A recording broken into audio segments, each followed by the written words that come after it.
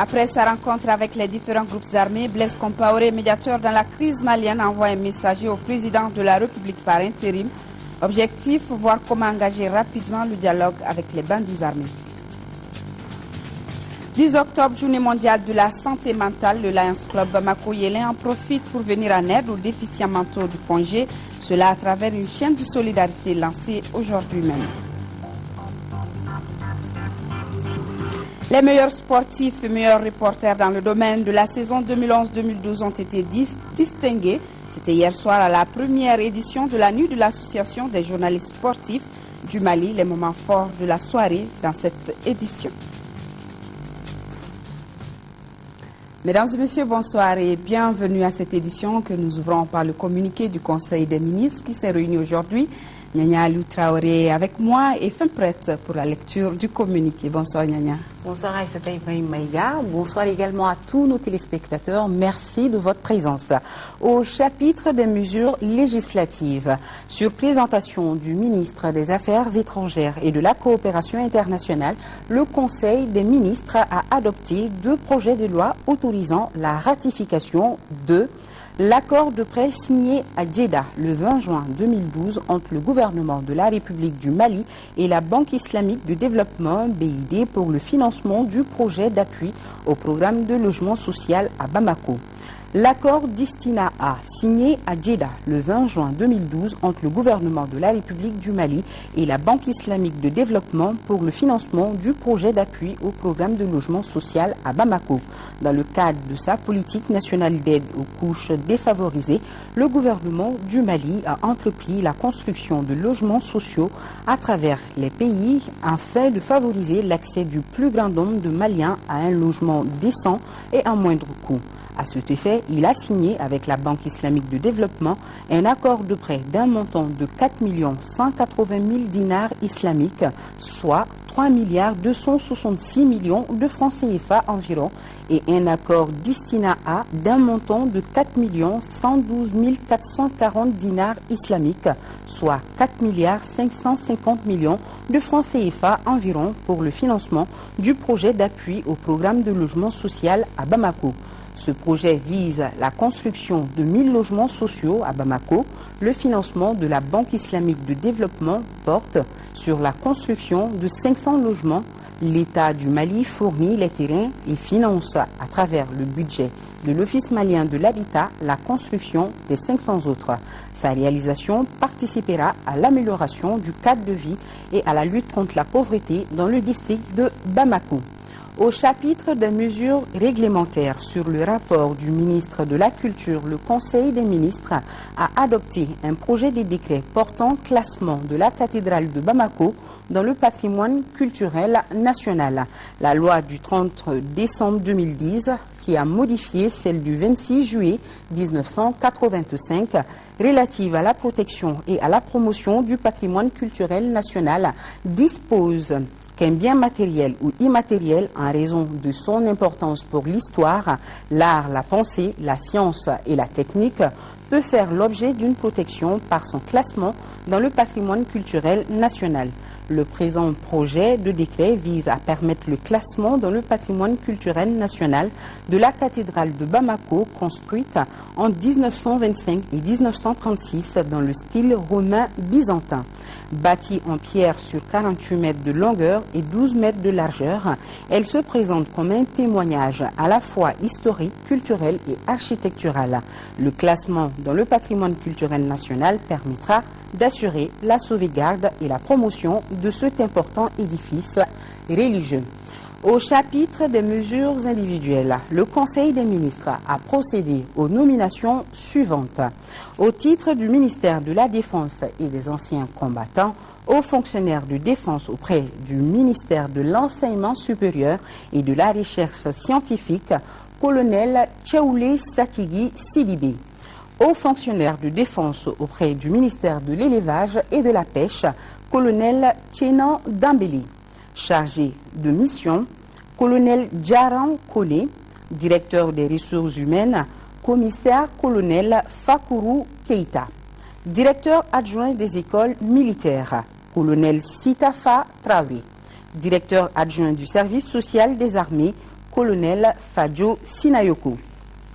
Au titre du ministère de l'Agriculture, conseiller technique, Amadou Samake, ingénieur de l'agriculture et du génie rural. Moussa Kamara, ingénieur de l'agriculture et du génie rural. Abdourahman Oumarou Touré, ingénieur de l'agriculture et du génie rural. Madame Guindo Fada Gouroudjal, inspecteur des services économiques. Chargée de mission, Madame Fatoumata Konaté, médecin. Directeur des ressources humaines du secteur du développement rural, Madame Samake Mouna Touré, maître assistant de recherche. Au titre du ministère de la Santé, président directeur général de la pharmacie populaire du Mali, Abdrahman Tunkara, pharmacien. Directeur de la cellule d'exécution des programmes de renforcement des infrastructures sanitaires, Amadou Kamara, ingénieur sanitaire. Directeur de la pharmacie et du médicament, Yaya Koulibaly, pharmacien. Directeur général du Centre national d'odontostomatologie, Suleiman Togora, médecin. Directeur général de l'Institut national de recherche en santé publique, Mamadou Sunkalo Traoré, médecin. Directeur général de l'Agence nationale de la sécurité sanitaire des aliments, Akouri Ag Iknan, médecin. Directeur général de l'hôpital Gabriel Touré, Lassini Konaté, médecin. Au titre du ministère des Transports et des Infrastructures routières, directeur des Finances et du Matériel, Suleiman Djonkouda Dambélé, inspecteur des Finances. Au titre du ministère du Travail, de l'Emploi et de la Formation professionnelle, directrice générale de l'Agence pour la promotion de l'emploi des jeunes, Madame Maïga Sinadamba, juriste. Au titre du ministère du Commerce et de l'Industrie, chef de cabinet, Tchegoum Boubei Maïga, journaliste. Conseiller technique, Lansina Togola, professeur de l'enseignement secondaire. Chargé de mission, Mahamadou Tolo, planificateur. Au titre du ministère de l'Énergie et de l'Eau, conseiller technique, Tezana Koulibaly, ingénieur de l'industrie et des mines. Ataher Ag Mohamed, ingénieur de l'industrie et des mines. Directeur des finances et du matériel, Ngolo Koulibaly, inspecteur des finances. Au titre du ministère de l'Environnement et de l'Assainissement, directeur des finances et du matériel, Aboubakar Djakalou Kamara, inspecteur des finances. Au titre du ministère de l'Artisanat et du Tourisme, secrétaire général, El Meidi Ag Amati, professeur de l'enseignement supérieur. Chef de cabinet, Siaka Batuta Bagayugo, agronome. Au chapitre des communications, au titre du ministère des Affaires étrangères et de la coopération internationale, le Conseil des ministres a été informé des solutions du 4 octobre 2012 du Conseil de sécurité des Nations Unies sur la situation au Mali. Le Conseil de sécurité de l'ONU a adopté à l'unanimité le 5 juillet 2012 la résolution 2056 présentée par la France apportant son soutien aux efforts de la CEDEAO et de l'Union africaine pour résoudre la crise au Mali. Cette résolution prend note des travaux de planification militaire des organisations régionales pour déployer une force de stabilisation dans notre pays. Elle appelle tous les États à coordonner leurs efforts pour lutter contre le terrorisme d'AQMI, du Moujao et de leur soutien et demande l'adoption de sanctions. La résolution a été rendue possible suite aux interventions des gouvernements maliens et français. C'est dans cette dynamique que le Conseil de sécurité s'est réuni en consultation privée le 4 octobre 2012 pour examiner les suites à donner à la demande formulée par le Mali le 21 septembre 2012 du déploiement d'une force internationale sous mandat de l'ONU pour l'assister dans la préservation de son intégrité territoriale et de sa souveraineté, ainsi que de la lutte contre le terrorisme. Le Conseil de sécurité a proposé l'adoption d'une résolution intermédiaire axée notamment sur le renforcement des capacités de l'armée malienne, l'élaboration d'une feuille de route portant sur la tenue d'élections, le dialogue avec les groupes armés maliens non violents. Le vote d'une résolution plus contraignante devrait intervenir plus tard. De la tenue de la réunion ministérielle du groupe de soutien et de suivi sur la situation au Mali, la Commission de l'Union africaine envisage d'organiser le 19 octobre 2012 à Bamako une réunion ministérielle du groupe de soutien et de suivi sur la situation au Mali. Cette réunion vise à permettre des échanges de vues sur l'évolution de la crise malienne et d'identifier les solutions pouvant venir à bout des activités des groupes armés et mettre fin à la situation d'occupation du nord du Mali. Prendront part à la rencontre les représentants de tous les pays voisins du Mali, le Nigeria, le Tchad, la Libye, les 5 membres permanents du Conseil de sécurité des Nations Unies, les pays africains membres du Conseil de sécurité des Nations Unies, l'Espagne, l'Allemagne, le Japon, l'Union africaine, la CEDEAO, l'ONU, l'Union européenne et l'Organisation internationale de la francophonie. Voilà, c'était là le contenu du communiqué du Conseil des ministres de ce mercredi 10 octobre. Aïsta Ibrahim Maïga, bonne suite du journal. Merci Nyanya, vous restez avec nous et le ministre burkinabé, je vous l'annonçais dans le sommaire, des Affaires étrangères est arrivé hier soir à Bamako. Le chef de la diplomatie burkinabé dit avoir apporté au président de la République par intérim un message du président Compaoré sur les contacts qu'il a pu avoir avec les différents groupes armés dans le nord du Mali. Le but de ces contacts est d'engager rapidement le dialogue pour recouvrer l'intégrité territoriale du Mali et lutter contre le terrorisme. Ibrahim Traoré pour le compte rendu. L'option du dialogue semble se dessiner entre les autorités maliennes et certains groupes armés dans le nord du pays sous l'égide du médiateur de la CEDEAO. L'organisation multiplie les initiatives pour déterminer rapidement l'agenda des pourparlers inclusifs.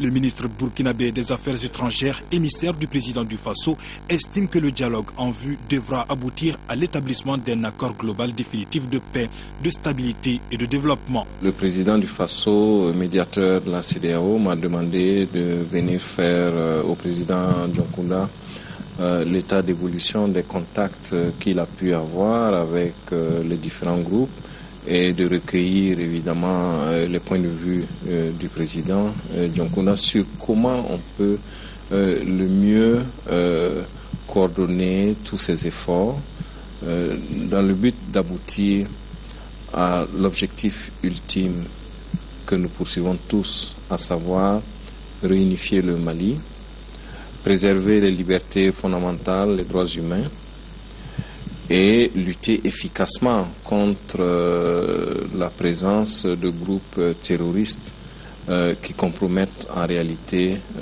toute recherche de solutions durables de paix. Est-ce que le président a accepté ce que vous lui avez apporté? Vous voulez peut-être que je vous dévoile le contenu de ce que le président m'a dit, mais j'en réserve la primeur à celui qui m'a envoyé.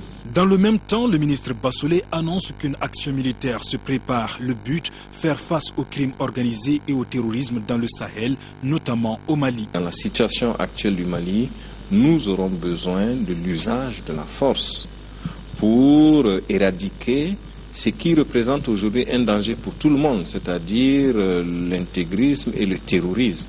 Ça, c'est évident. Maintenant, nous n'excluons pas non plus de dialoguer parce que avant ou après l'intervention militaire, nous aurons besoin de nous parler, nous aurons besoin de promouvoir le dialogue entre Maliens pour que ce qu'on peut considérer comme étant les causes qui amènent ces rébellions à répétition, que ces causes-là puissent être examinées et qu'on puisse y trouver des solutions. Mais en allant plus loin, je pense que nous devrions pouvoir interdire même que dans la zone sahélo-saharienne, pas seulement au Mali, il soit possible de prendre une arme pour revendiquer. En attendant toujours de véritables actions sur le terrain, les tractations se poursuivent. La réaction des autorités maliennes est aussi attendue sur la dernière proposition du médiateur de la CEDEAO. Le Front uni pour la sauvegarde de la démocratie et de la République FDR, le collectif des ressortissants du Nord-Coréen et les forces vives de la nation organisent demain jeudi 11 octobre une grande marche unitaire de soutien à l'armée malienne et à l'intervention de la communauté internationale pour la libération du nord du Mali. La marche citoyenne FDR Cohérent ADPS et Forces Vives pour dire oui à la CEDEAO et à la communauté internationale en appui aux forces de défense et de sécurité du Mali pour la libération du nord du Mali partira de la place de la Liberté au monument de la paix en passant par la place MVS et le monument de l'indépendance. Ce sera à partir de 8 heures. Du 2 au 5 octobre dernier s'est tenue à Abidjan la deuxième assemblée générale du Conseil des collectivités territoriales de l'espace UEMOA. Les participants ont échangé sur plusieurs sujets, dont la crise sécuritaire au nord de notre pays. À l'issue de cette rencontre, ils ont fait des propositions pour une sortie de crise et une gestion des conséquences de cette crise. Le président du Conseil du Cercle de Caille, Dr Modibo Timbo, qui a participé aux travaux de cette rencontre, nous fait ici le point des résolutions. Ces propos ont été recueillis par Ramata Konate. Il s'agit entre autres la création d'un fonds de solidarité de l'UEMOA envers la population malienne. Et d'autre part, nous avons demandé à être des médiateurs dans cette crise malienne. Parce que nous constituons le premier rideau de protection de la population contre la faim, contre la violence et contre l'insécurité. La crise malienne, c'est une crise transfrontalière qui touche tout le Sahel. Le concept de pays frontière doit être perçu aujourd'hui comme des points de suture. Je ne vois pas qui de mieux qu'un élu local qui peut assurer cette jonction entre territoires. Et que le fléau qui se passe aujourd'hui dans la collectivité de Tombouctou, qui se ressent, n'est-ce pas, dans une collectivité nigérienne, il n'y a qu'un élu local qui peut tisser des relations de bon voisinage, séculaire déjà qui a existé entre les deux territoires. Donc, voilà ce que nous voulons montrer comme valeur de cette décentralisation. Nous allons parler éducation avec la session spéciale du baccalauréat d'octobre. Ils sont 770 candidats pour les centres de Sévaré, proviennent des 3 régions du Nord et du cercle de Douanza. Le ministre de l'Éducation a donné le coup d'envoi des épreuves à Sévaré. Quant aux épreuves du DF prévues hier, elles ont été reportées à demain puisque certains candidats du Nord n'ont pas pu rallier Sévaré à temps. Le ministre a rassuré les élèves déplacés de tout le soutien du gouvernement. Voilà donc cette session spéciale du baccalauréat pour les élèves déplacés des régions du nord du pays. Le ministre de l'Agriculture, Dr Yaranga Koulibaly, a visité la Direction nationale de l'agriculture et la Direction nationale du génie rural. L'objectif de ces visites était une prise de contact avec le personnel et faire l'état des lieux des services et surtout les inviter à relever les défis du moment. Le ministre a ainsi invité le personnel à persévérer dans le travail malgré la situation financière du pays pour relever les 10 défis. Et cette bonne nouvelle pour 3100 élèves réguliers admis à l'examen du DF session de juin 2012 qui vont être orientés, ce rajout décidé par le ministre de l'Éducation est motivé par des raisons sociales, nous dit-on. Selon quels critères vont-ils l'être et pourquoi le transfert et les réorientations seront limitées cette année? Le directeur de la planification et de la statistique, Alpha Aboubakrine, s'en explique. Il est au micro de Lamine Tchekoura Koulibaly. La première orientation, il y a à peu près 78% d'élèves qui ont été orientés. Compte tenu des conditions sociales, on a rajouté les enfants âgés de 16 ans et moins qui n'ont pas été orientés, puisqu'il y a eu beaucoup de parents qui s'inquiètent de cette situation. Nous avons dit, bon, puisque ça a été dû au fait qu'ils ont fait ils ont fait 5 ans dans le système, au second cycle, c'est pour ça qu'ils n'ont pas été orientés. Mais compte tenu de la jeunesse de ces gens, on a essayé de rattraper ça en ajoutant 3100 enfants. Tous les enfants âgés de 12 à 17 ans qui ont passé au DF session de juillet 2012 et qui ont eu une scolarité de 4 ans au plus, je dis bien de 4 ans au plus, au second cycle, ont été orientés. Ça, c'était un premier lot qui a été orienté. Le deuxième lot a concerné les enfants plus âgés, c'est-à-dire ceux qui ont 18 ans et qui n'ont jamais redoublé le second cycle. Ceux-ci aussi ont été orientés. Nous avions ajouté à ce lot des élèves performants quand même, ayant 18 ans, et qui ont 4 ans de scolarité, c'est-à-dire des élèves qui ont directement eu la moyenne à l'écrit. Pour être au lycée, il faut, je dis bien, être âgé d'au plus 16 ans, au plus, et n'avoir pas redoublé le second cycle de l'enseignement fondamental. Et tous les élèves qui ont respecté ce critère ont été envoyés, s'ils le désirent, au lycée. Naturellement, s'ils le veulent, ils peuvent aller dans l'enseignement professionnel. Les élèves qui sont âgés de 16 ans et qui ont redoublé une fois, donc au plus 16 ans et qui ont redoublé une fois, ont été orientés au cycle BT, le brevet technicien. Tous les autres élèves donc qu'on a orientés ont été orientés dans les CAP. On a voulu éviter ce qui se faisait avant, c'est-à-dire que le transfert et les réorientations continuent jusqu'à pratiquement à la fin du mois d'avril, donc jusqu'en début mai, pour sortir les décisions de maintien et qui sont les preuves avec lesquelles on arrive à payer les établissements privés dans lesquels on envoie les enfants. Pour éviter cela, le ministre a jugé bon de limiter cette situation, de faire en sorte que seuls les transferts et réorientations obligatoires, parce que quand même c'est une œuvre humaine, les parents sont censés de mobilité, donc on peut déménager d'un coin à un autre, indépendamment de l'orientation, nous sommes obligés de faire suivre les enfants. Donc des cas comme ça, ce sont des cas qui ne courent pas tous les jours, mais qu'il faut gérer. Et ça, ce n'est pas interdit. Je vous rappelle que la session spéciale destinée aux élèves déplacés des régions du Nord, la session spéciale du DEF, démarre donc demain jeudi.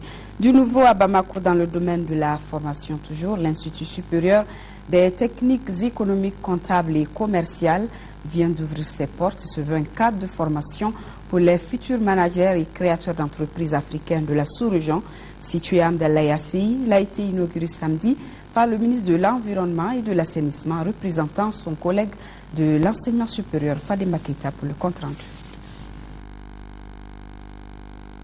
L'Institut supérieur des techniques économiques, comptables et commerciales INTEC-SUP, qui vient d'être inauguré, est un bâtiment à 2 niveaux. Il comprend 20 salles de cours avec chacune une capacité d'accueil de 25 étudiants, 2 salles informatiques de 40 ordinateurs, une bibliothèque numérique de 1800 ouvrages, des espaces de vie communes. La formation acquise selon le promoteur doit offrir aux apprenants la possibilité de s'approprier les compétences et les qualifications professionnelles. Les cycles envisagés permettent de former des professionnels de haut niveau dans divers domaines de l'économie nationale, dont le management, la gestion des ressources humaines, le droit, la gestion comptable et financière, l'audit, le contrôle de gestion, la banque, les assurances, les transports, le transit, le tourisme, l'hôtellerie, le commerce. Un conseil scientifique de 12 membres composé d'experts maliens et étrangers, tous professeurs d'université, assure la gouvernance de l'Institut. L'INTEC a l'ambition d'être certifié aux normes de qualité au plan international. Le conseil scientifique représente le niveau de gouvernance qui va donner les orientations stratégiques et assurer le contrôle du management pour que la qualité soit le leitmotiv de cette école. Il n'a d'autre prétention que d'offrir à ses étudiants une formation théorique et pratique de haut niveau basée sur un recrutement de son corps enseignant parmi des professionnels reconnus, experts au Mali et dans la sous-région, en Occident et ailleurs. Dans les soucis de contrôle de qualité, le département du tutelle envisage mettre en place très prochainement un mécanisme d'assurance qualité et veillera au respect strict des indicateurs clés. Depuis 16 ans, l'espace d'interpellation démocratique est organisé dans notre pays tous les 10 décembre de chaque année. Son organisation, qui incombe désormais de la médiature de la République, du médiateur de la République, a connu des innovations. Elle concerne l'amélioration de la qualité du travail tant au niveau des réclamations qu'à celui du déploiement. Pour plus d'informations, nous allons écouter Founé Dambélé, il est le secrétaire général de la médiature. Il est au micro de Adama Djimdi. Après 16 éditions, le constat a été fait sur un certain nombre de points. Le premier point, c'était quoi? La lenteur dans les réponses aux recommandations du jury d'honneur, l'engouement qui avait été suscité au départ de cet espace-là s'est estompé au regard du nombre des interpellations reçues.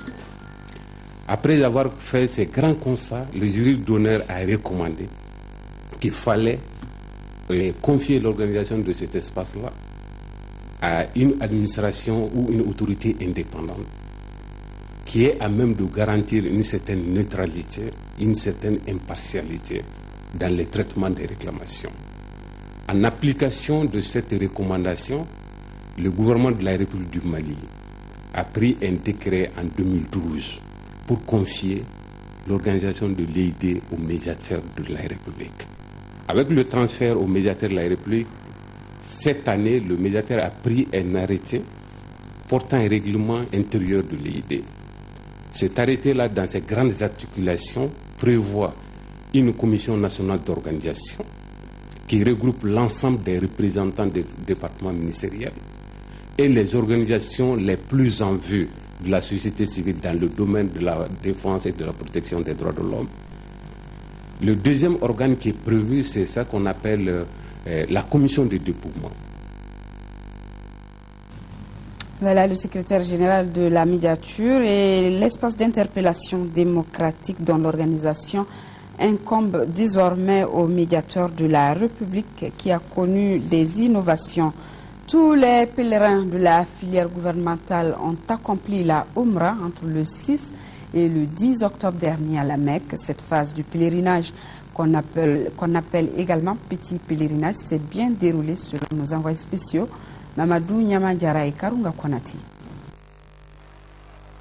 La baïka Allahumma umartani wa ajan. Traduction: mais voici Allah pour l'accomplissement de la Umrah et du grand pèlerinage. C'est en ces termes prononcés ensemble que les pèlerins maliens ont débuté l'accomplissement de la Umrah. Tout a commencé ici, nuitamment à Zul-Ulefa, sur la route de la Mecque. Ils ont prié, porté leur tenue de sacralisation et formulé l'intention d'accomplir le pèlerinage. Les pèlerins sont arrivés par convois successifs à la Mecque. À partir de leur hôtel, ils se sont rendus en masse à la Sainte Mosquée pour le Tawaf, c'est-à-dire les 7 tours de la Kaaba. Barabe damne yoromina o pierre noire no hajar aswadi ni adam ne no bay itika korotan ka fo bismillah allahu akbar donc o ibala munu chien flola aketugo bela jelna awulo la bela ni sera pierre noire ima ibitika korotan ba fo bismillah allahu akbar. Après le Tawaf, l'accomplissement des prières et rites réglementaires et la boisson de l'eau de Zamzam, les pèlerins se sont dirigés vers les monts Safa et Marwa pour effectuer une marche de 7 tours en aller et retour entre ces deux monts, marche communément appelée Safa et Marwa. Umrah fene bara atise ganya to shila fo Safa and Marwa akake ko so ni bara mi damne amba damne Safa la abitalla ba Marwa la. La fin de Safa et Marwa marque également la fin de la Umrah pour les pèlerins maliens de la filière gouvernementale. Quant à l'aspect organisationnel du pèlerinage 2012, à mi-parcours, la majorité des pèlerins apprécient le travail de la commission. Cependant, il y a eu des observations à son égard. Franchement, ce qui n'a pas marché, le comportement des encadreurs. Sur le plan de la restauration et tout, bon, à Médine ça va, mais ici à la Mecque, mais vraiment bon, ça laisse à désirer quoi. J'ai déjà fait la Umrah. Oui, ça s'est très très bien passé la Umrah. Ce que nous déplorons, c'est de ne pas voir les responsables, parce que tout le monde ne parle pas arabe. Et quand nous devons aller faire les excursions, nous n'avons pas quelqu'un qui peut nous guider, qui peut nous expliquer. Et dans les cars, quand on vient, on n'a pas quelqu'un pour parler aux Arabes. Donc c'est cette communication qui a été difficile et qu'il faut corriger quand même. La prochaine étape reste Mina et Arafat. Retour chez nous avec ce communiqué de l'ambassade de la République algérienne démocratique et populaire qui a l'honneur de faire savoir que suite au décès de l'ancien président de la République algérienne, le regretté Chadli Ben Jedid, survenu le 6 octobre 2012, un registre de condoléances a été ouvert à son siège à partir du mardi 10 octobre 2012 jusqu'au samedi 13 octobre 2012, les matins de 9h30 à 12h et de 15h à 17h. Actualité hors de chez nous, en Côte d'Ivoire, le procès des 5 éléments pro-Gbagbo a démarré. Dans le lot des accusés, le général Dogbo Blé, qui refute toute accusation. Du côté de la défense, l'on réclame des preuves pour faire la lumière. Au procès des 5 militaires pro-Gbagbo, les caméras ne sont plus autorisées à filmer à l'intérieur du tribunal depuis les premières auditions des témoins. Pour l'instant, pas d'éléments nouveaux qui feraient la lumière sur le meurtre du colonel à la retraite Adama Dosso en mars 2011, un mois avant la chute de Laurent Gbagbo. Au contraire, c'est l'avalanche de contradictions dans le box des accusés. 2 avouent avoir abattu le major sur ordre de l'adjoint de l'ancien commandant de la garde républicaine, Kipré Yagba. L'analyse des faits, on se rend compte véritablement que quelque part il y a eu un ordre donné. Mais l'ancien commandant de la garde républicaine, Dogbo Blé, nie lui tout en bloc. L'ancien pilier du régime Gbagbo affirme qu'il n'a donné aucun ordre. Je ne peux pas comprendre qu'une armée organisée puisse permettre à des soldats de rang ou des sous-officiers d'aller accomplir des missions aussi délicates qu'éliminer une personne, qui n'est pas une simple personne, c'est un colonel-major de l'armée, et qui puisse le faire poser un tel acte sans que les autorités ne soient au courant. La défense réclame des preuves et notamment que le tribunal militaire vérifie les appels téléphoniques précédant le meurtre du proche de l'actuel président Ouattara. Pour l'instant, les téléphones sont toujours entre les mains de la police civile. Reste à savoir si la justice se contentera de juger sans pièce à conviction. À Kinshasa, le rideau du 14e sommet de la francophonie, le village francophone, expose une dizaine de cases représentant les provinces de la République démocratique du Congo. Du côté de la France, à 3 jours de sa venue, François Hollande critique toujours le pouvoir en place à Kinshasa. Pied du stade des Martyrs, au cœur de Kinshasa, la foule se presse, impatiente d'assister au lever de rideau de ce 14e sommet de la francophonie. Malgré les retards sur l'horaire et quelques décorations installées à la dernière minute, tout le monde garde le sourire. C'est la francophonie, 100% France, 100% Congo. Ça, c'est beau. Après les discours d'usage, les officiels ont parcouru le village de la francophonie.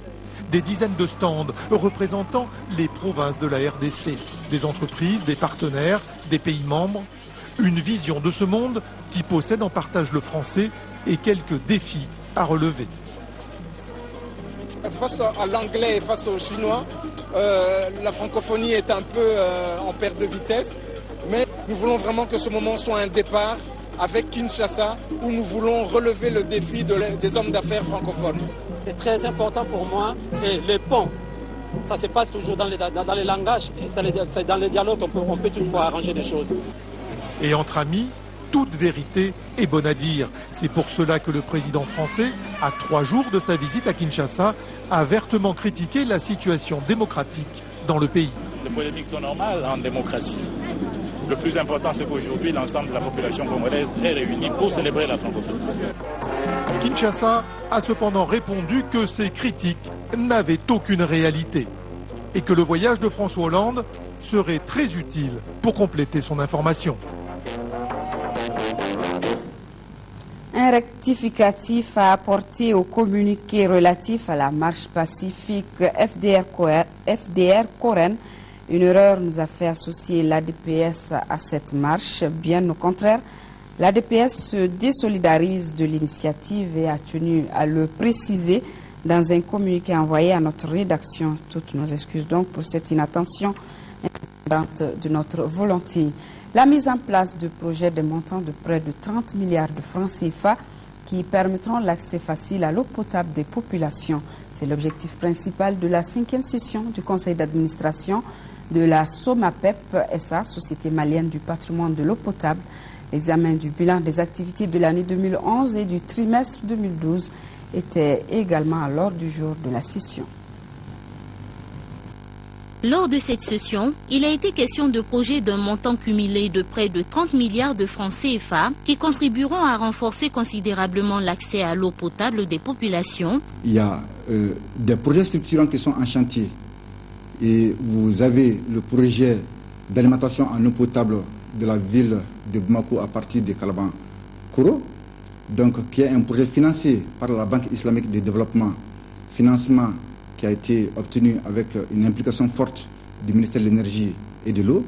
Il y a aussi le projet de renforcement de la ville de Bamako avec la construction d'une deuxième station compacte, bien sûr à Missabougou, qui est en cours de construction. Il s'agit de la construction d'un projet structurant, alors à Kabala, et à partir de laquelle station on pourra alimenter toute la rive droite de la ville de Bamako.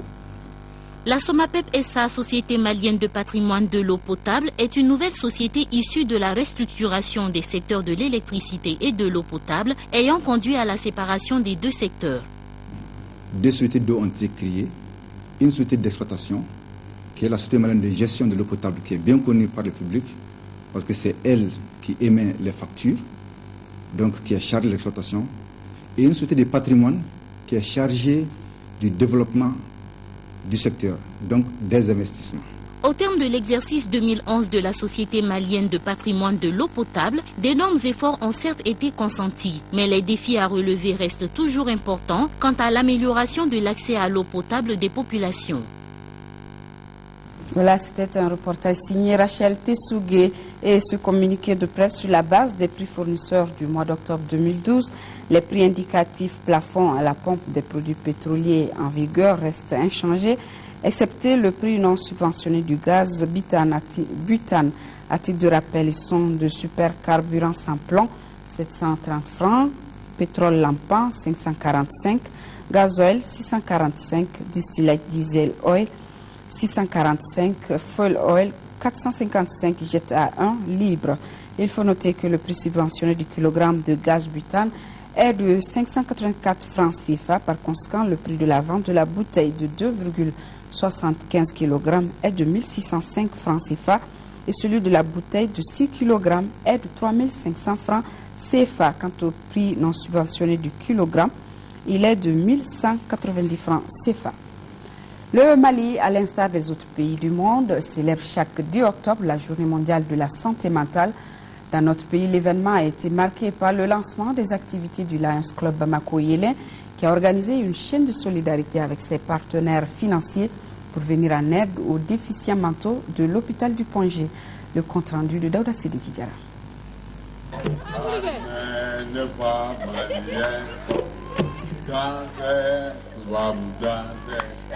Avec comme thème dépression, une crise mondiale, la journée mondiale de la santé mentale s'inscrit au Mali dans le cadre du mois de la solidarité et de la lutte contre l'exclusion.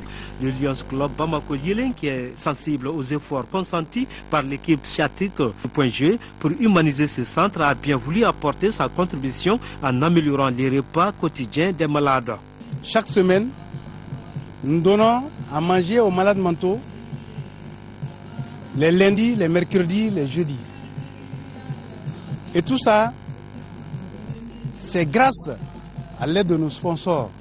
Depuis presque une décennie, le Lions Club Bamako-Yélin a hérité d'une belle initiative des dames des coopérants français de l'époque. Cette œuvre sociale majeure, l'ergothérapie, a permis de réduire certaines pathologies carentielles existantes à l'époque, mais aussi de renforcer la dimension humaine et communautaire. Selon le directeur général de l'hôpital du Point G, il ne saurait y avoir de santé sans santé mentale, car, dira-t-il, c'est cette santé qui garantit notre humanité. En effet, on jouit d'une bonne santé mentale quand on est bien dans sa peau, à l'aise avec les autres et capable d'affronter les difficultés de la vie quotidienne. Il ne fait aucun doute que le thème de cette année, à savoir dépression, une crise mondiale, illustre parfaitement la situation actuelle que connaît notre pays. Le directeur général de l'hôpital du Point G a ensuite affirmé que les facteurs de risque liés aux troubles anxio-dépressifs sont dus à la pauvreté, aux difficultés économiques, à l'usage nocif de l'alcool, aux consommations de drogue, entre autres. Mais la majorité des troubles mentaux peut être traitée et guérie si l'on adopte une bonne hygiène de vie, a-t-il ajouté. Geste de solidarité également des populations et de la mairie de Kalabankoro à l'endroit des déplacés du nord du Mali et de l'armée nationale. Ils ont reçu une somme de 2 635 000 francs de la mairie et de la population de Kalabankoro. La cérémonie de remise était l'occasion pour les représentants du Coran et de l'armée de remercier les bonnes volontés qui ont pris cette initiative humanitaire et patriotique.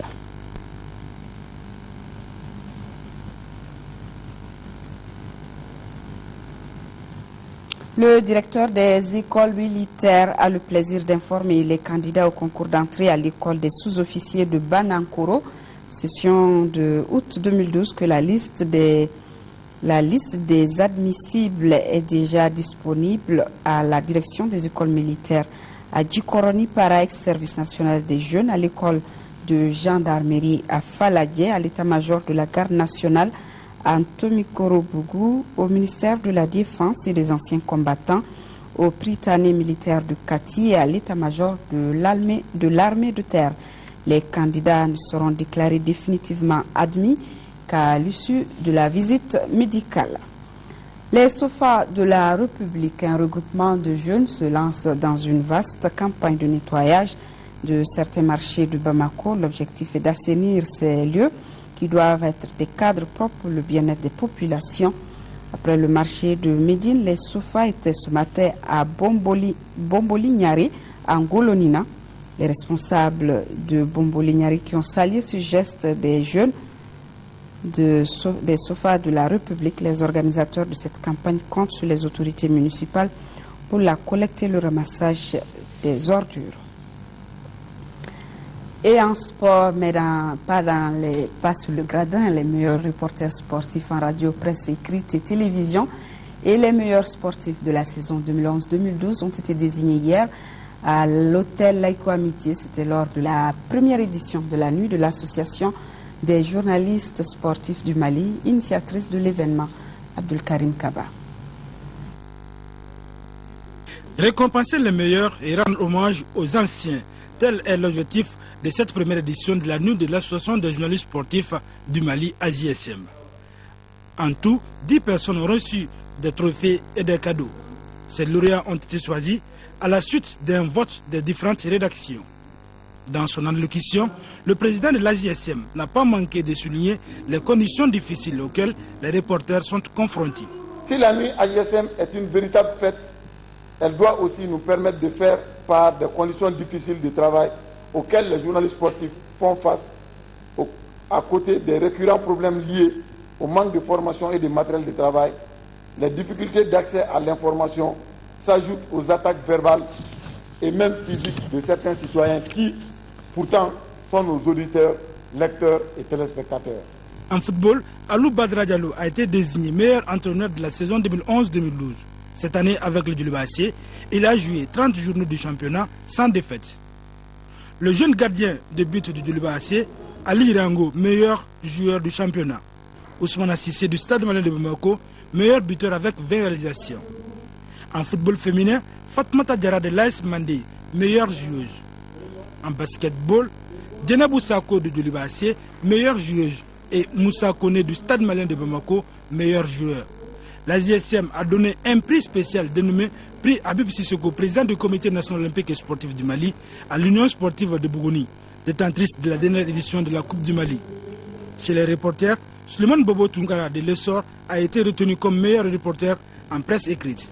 Pour la radio, Ousmane Traoré de Radio Clédou et Amra Malé Diallo de l'ORTM en télévision. Au cours de la soirée, un hommage a été rendu aux pionniers du métier, entre autres Suleiman Doukouré, Marjara et Mamadou Kaloga. Aussi, les défunts comme Demba Koulibaly, Karim Dumia, Salim Badiaga n'ont pas été oubliés. Tour à tour, tous les intervenants ont salué cette initiative tout en demandant aux reporters plus de professionnalisme. Des remises de diplômes ont été effectuées aux partenaires, sans le concours desquels la soirée n'aurait pas eu lieu. Et des prestations d'artistes ont meublé la première édition de la nuit de l'AJS.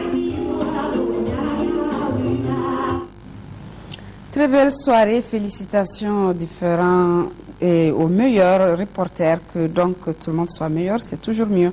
Et ce rectificatif apporté au communiqué relatif à la marche pacifique FDR Coren, une erreur nous a fait associer l'ADPS à cette marche. Bien au contraire, l'ADPS se désolidarise de l'initiative et a tenu à le préciser dans un communiqué envoyé à notre rédaction. Toutes nos excuses donc pour cette inattention indépendante de notre volonté. À suivre après ce journal, l'émission Cahier d'hier qui parle aujourd'hui de la compagnie aérienne Air Mali, sa création et son évolution. C'est dans Cahier d'hier, une réalisation de Mariam Sagara. Fin donc de cette édition. Demain 10h, 13h, vous seront présentés par Sira Bachili. Je vous retrouve pour celle du soir. N'oublions pas nos parents des régions du Nord vivant sous occupation. Bonsoir à tous.